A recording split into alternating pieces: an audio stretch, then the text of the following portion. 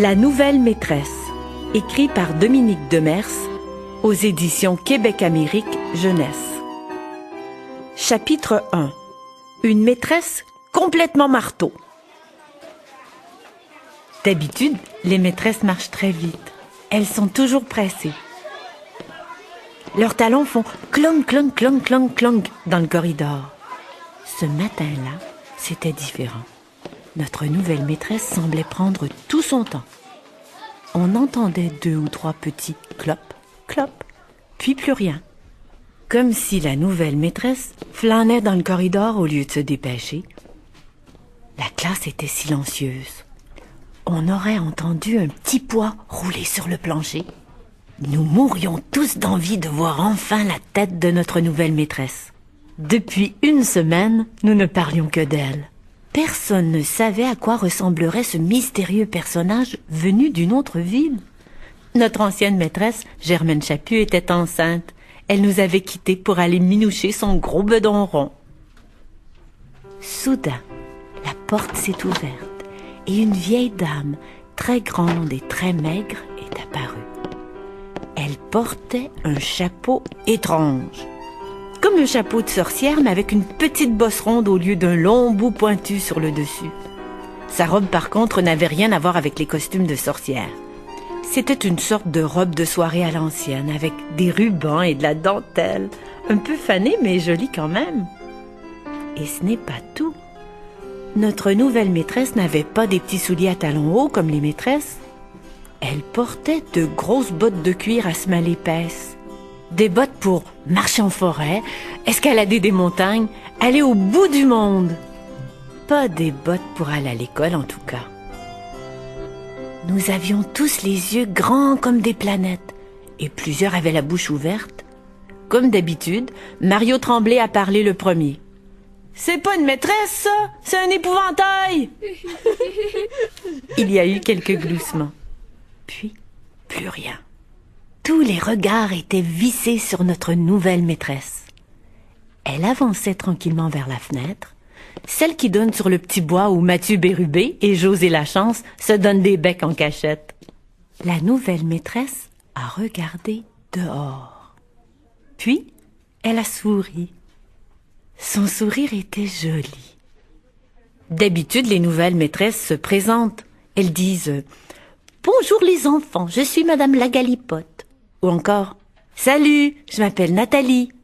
Leur voix est douce ou criarde, le ton sévère ou enjoué. On devine déjà un peu à qui on a affaire. Mais notre nouvelle maîtresse ne disait rien. Elle s'est dirigée vers son bureau et c'est là que j'ai remarqué qu'elle n'avait même pas de sac avec des livres et tout. Cette drôle de maîtresse était venue à l'école les mains vides. Nous, lorsqu'on oublie notre sac d'école, il faut aller chez le directeur, Monsieur Crackpot, et expliquer pourquoi. C'est un peu compliqué parce que lorsqu'on oublie, c'est tout. Ça ne s'explique pas vraiment. Notre grand céleri de maîtresse s'est finalement assise. Tout le monde a retenu son souffle.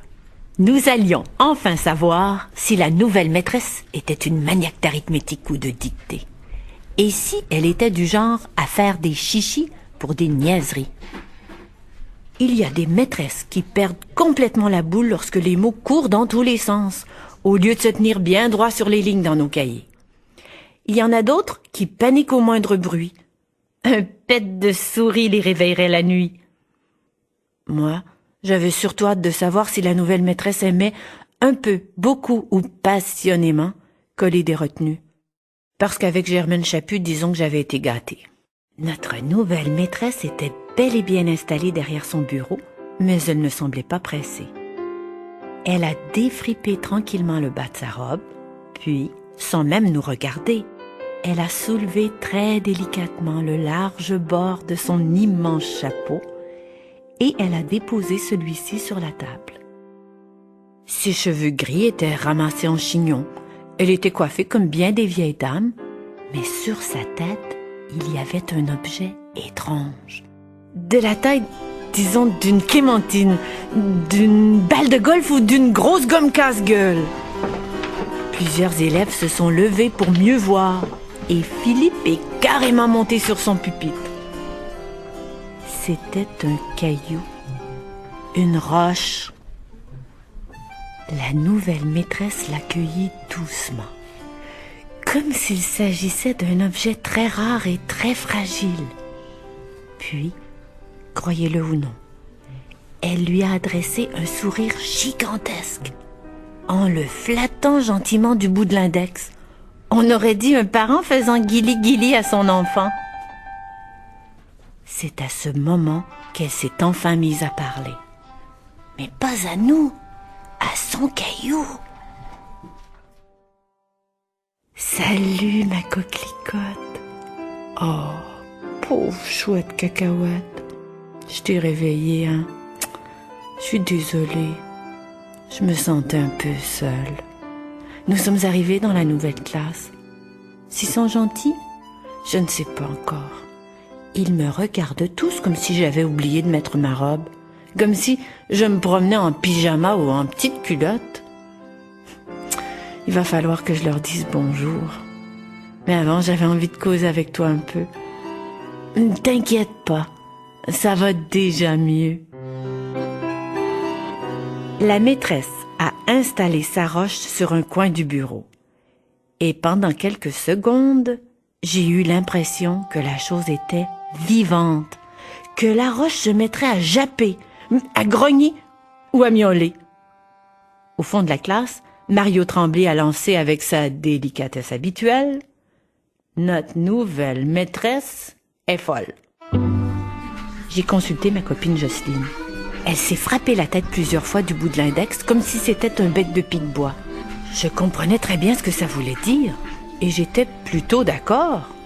Notre nouvelle maîtresse était complètement marteau, toquée, maboule, capotée, une vraie totote. Le bruit montait dans la classe. Tout le monde se demandait ce qu'il faut faire en pareil cas. Avertir mademoiselle la Merlotte dans la classe à côté? Ou monsieur Crackpot? Les policiers, les médecins, les pompiers? Soudain, notre nouvelle maîtresse s'est levée. Elle a fait tranquillement le tour de son bureau, puis, une fois devant, elle s'est installée dessus. Même assise, la nouvelle maîtresse était grande. Elle s'est raclée la gorge et elle nous a souri. Aussitôt, la classe s'est tue. Plus personne ne chuchotait. Nous étions comme hypnotisés. Bonjour.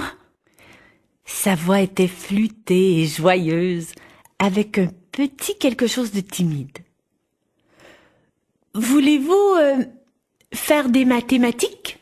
Nous a-t-elle demandé. Personne n'a répondu. Nous étions tous un peu en état de choc. Alors, elle s'est adressée à Guillaume Leclerc. Vous, monsieur, aimeriez-vous que nous commencions cette journée avec quelques divisions ou un peu de géométrie?